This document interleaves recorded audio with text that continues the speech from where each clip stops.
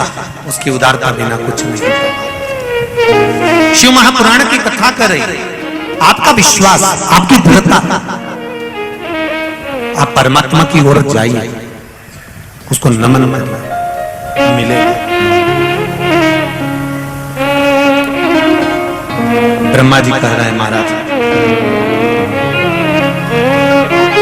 भगवान शिव के सामने आकर ब्रह्मा जी ने भी झूठ बोल दिया, केतकी के फूल ने भी झूठ बोल दिया, गौ माता ने भी झूठ बोल दिया, सब झूठ बोले, पर मेरे नारायण झूठ नहीं बोले।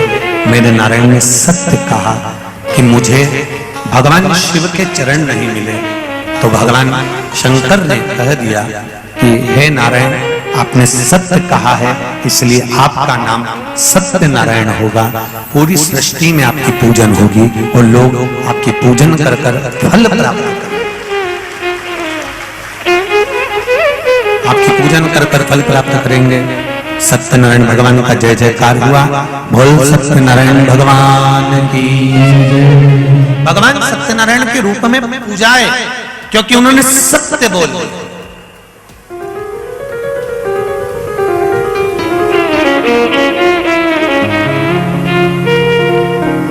गौ माता ने झूठ बोला, इसलिए गौ माता से कहा तेरा पूरा शरीर पूजा जाएगा पर तेरा मुख अपूज्य होगा। केतकी के फूल ने झूठ बोला तो कह दिया भगवान शंकर ने, एक केतकी के फूल सारे देवताओं पर चढ़ेगा पर शंकर भगवान पर कभी नहीं चढ़ेगा। शिव पर अगर केतकी का फूल अनजाने में भी चढ़ जाता है तो 1000 गौ हत्या के बराबर दोष हो जाता, तो मुझ पर नहीं चढ़ेगा।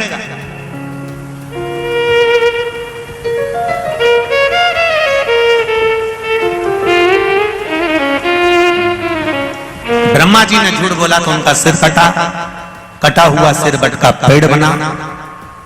भगवान ने उसका स्मरण कराया। शिव जी का नाम बटकेश्वर महादेव। व्यक्ति के जीवन में जब कर्जा बढ़ता है, कहीं कोई व्यक्ति को धन दिया, पैसा दिया और वो पैसा लौट कर नहीं आता, तब बटकेश्वर महादेव का पूजन किया जाता है। कोई व्यापारी धन खाकर भग गया, पैसा खाकर लेकर भग गया, नहीं दे रहा है, कहीं कर्जा बढ़ते चले जा रहा है, तब बटकेश्वर महादेव का पूजन किया जाता है।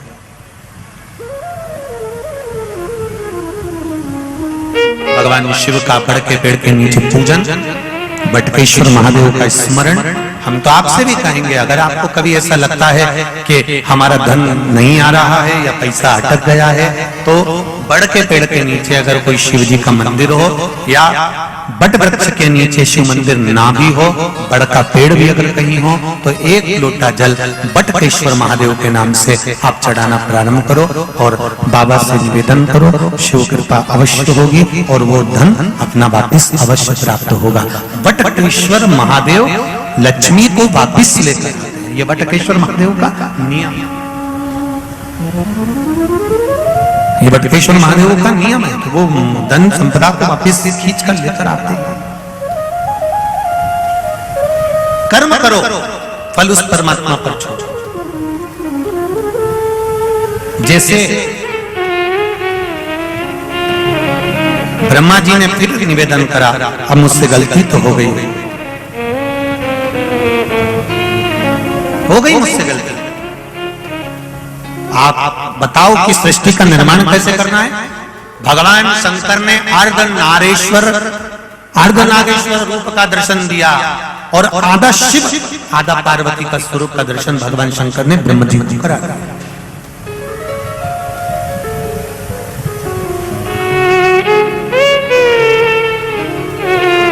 ये अर्धनारेश्वर भगवान का जो फोटो होता है, मूर्ति होती है, ये मंदिर में होना चाहिए। घर में अर्धनारीश्वर भगवान का फोटो या मूर्ति का स्मरण नहीं होता। मंदिर के अंदर लगा हो, मंदिर के अंदर पूजन हो रही हो, मंदिर में अगर चित्र लगा है तो वहां पर वो अधिक फलित होता है, अधिक फल।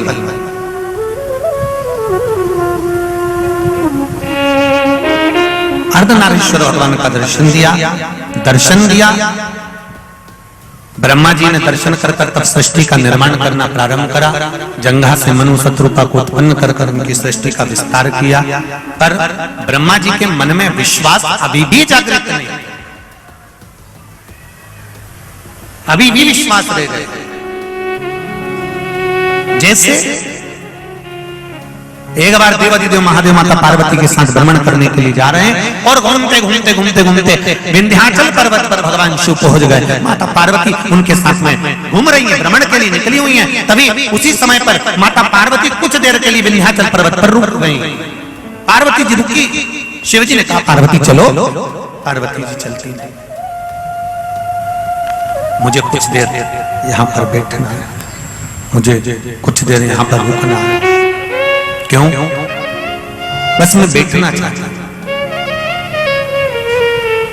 हमारे सनातन धर्म के अंतर्गत एक बात आती है, जब भगवान का मंदिर का दर्शन कर कर हम लोग जब निकल कर जाते हैं तो कुछ देर उनकी देहली पर, उनके दरवाजे पर, उनके द्वार पर, उनकी चौखट के बाहर कुछ देर बैठते हैं। आपको मालूम है कि नहीं मालूम है? बोलो तो सही, मालूम है ना?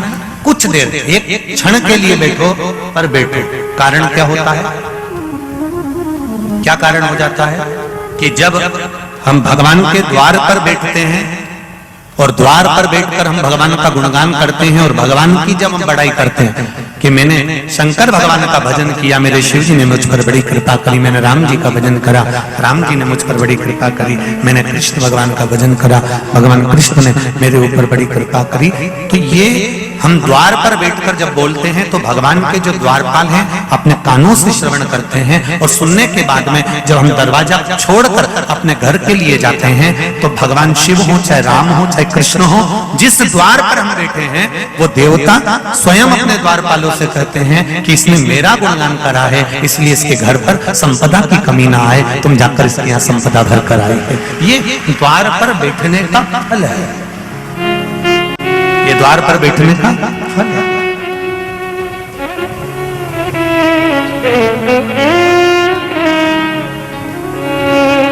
भगवान पार्वती मैया बैठी, पार्वती माता बैठी। थोड़ी देर बाद शिव जी ने पार्वती से कहा चलो। पार्वती जी बोली कुछ देर और बैठो। भजन के बाद में आप सबके साथ में श्री शिवाय नमस्तुभ्यम का जाप करते हैं, आपके साथ बैठकर करते हैं। कारण क्या है? ये लाखों की संख्या में जो आप लोग आए हो, 5 बार श्री शिवाय नमस्तुभ्यम जब बोलते हो, एक व्यक्ति के मुख से 5 बार निकला और ये लाखों लोग जो कथा श्रवण करने आए हैं, इनके मुख से जब लाखों बार श्री शिवाय नमस्तुभ्यम का जाप निकलता है तो व्यक्ति के जीवन में कितना भी पाप किया होता है, जैसे चप्पल बाहर ले जाती है, उसी तरह हमारा पाप भी हमसे दूर हो जाता है और हम निर्मल बन जाते हैं। उसके बाद हम मंत्र जाप के बाद में एक लाइन जरूर बोलते हैं, वो आप लोग भी बोलते हैं, भोला सब दुख काटो हमारा। जब हमारा श्री शिवाय नमस्तुभ्यम का जाप पूरा होता है, पाप हमसे दूर हो जाता है, तब हम निर्मल मन से बाबा से कहते हैं भोला सब दुख काटो हमारा। शिव शंकर जपो तेरी माला, भोला सब दुख काटो हमारा। फिर हमने दिल से, हृदय से, चित्त से, मन से भगवान को पुकारा और पुकार कर कहा कि बाबा एक पत्र आया है,